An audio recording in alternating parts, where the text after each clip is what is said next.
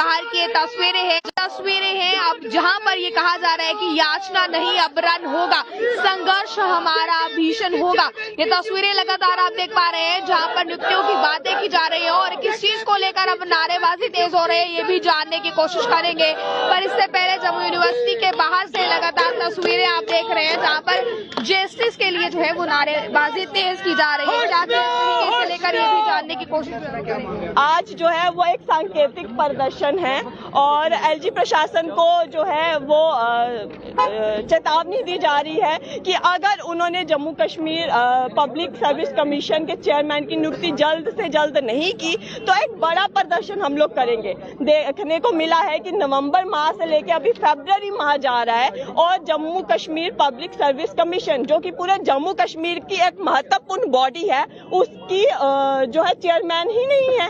मतलब जो पूरे जम्मू कश्मीर में जितने भी जॉब्स निकलते हैं, जितने भी रोजगार के अवसर निकलते हैं उसमें उसका बड़ा रोल रहता है और उसी बॉडी के पास अपनी लीडरशिप नहीं है।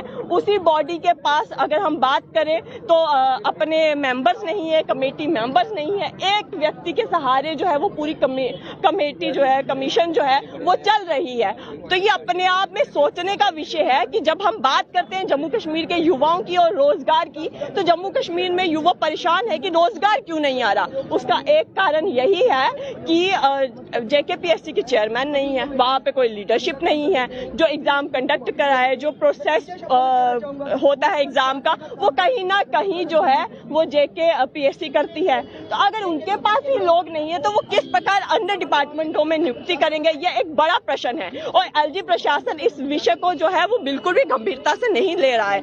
आज केवल एक सांकेतिक प्रदर्शन किया गया है विद्यार्थी परिषद की ओर से उनको ये बताने के लिए कि एक इस विषय को जो है आप संज्ञान में लीजिए, अन्यथा आगे आने वाले समय में पूरे जम्मू कश्मीर में जो है एक बड़े आंदोलन होंगे और उसका जिम्मेवार एलजी मनोज सिन्हा जी होंगे। क्योंकि बार बार उनको चेतावनी देने के बाद भी वो युवा विरोधी नीतियां जम्मू कश्मीर में लेके आए हैं। फिर चाहे वो पब्लिक यूनिवर्सिटी बिल की बात करें, फिर चाहे वो वेटिंग लिस्ट की हम बात करें या अब तक वाले मसलों की हम बात करें, ऐसे तमाम अगर हम उनका कार्यकाल उठा करके देखें तो कहीं ना कहीं युवाओं को परेशान करने वाली नीतियां जो है उन्होंने जम्मू कश्मीर में लाई हैं। तो ये चेतावनी उनको है कि इस विषय को गंभीरता से लीजिए क्योंकि पूरे जम्मू कश्मीर के युवाओं का भविष्य जो है इस विषय पे टिका हुआ है। अगर जेकेपीएससी में ही नियुक्ति नहीं है तो किस प्रकार से अन्य विषयों पे नियुक्ति होगी, ये बड़ा एक विषय है। आपको नहीं लगता कि अगर कोई प्रशासनिक पद खाली होता है तो उसे भरने की जिम्मेदारी प्रशासन की होती है और अगर वो खाली है तो उसमें बाकी चीजें जो है वो देखी जाएंगी प्रशासन को? बिल्कुल ये भरने की जिम्मेवारी एलजी प्रशासन की है, परंतु एलजी प्रशासन ने कसम खा रखी है कि जम्मू कश्मीर के युवाओं को आगे नहीं बढ़ने देंगे। जम्मू कश्मीर के युवाओं को किसी तरह से परेशान करना, ऐसी तमाम नीतियां बनाने में मुझे समझ नहीं आता कि उनको कौन एडवाइस देता कि ऐसी नीतियां वो उठा करके आते हैं जम्मू कश्मीर में कि युवा बेचारा दर-बदर हो करके, परेशान हो करके यहाँ वहाँ भटकता रहता है।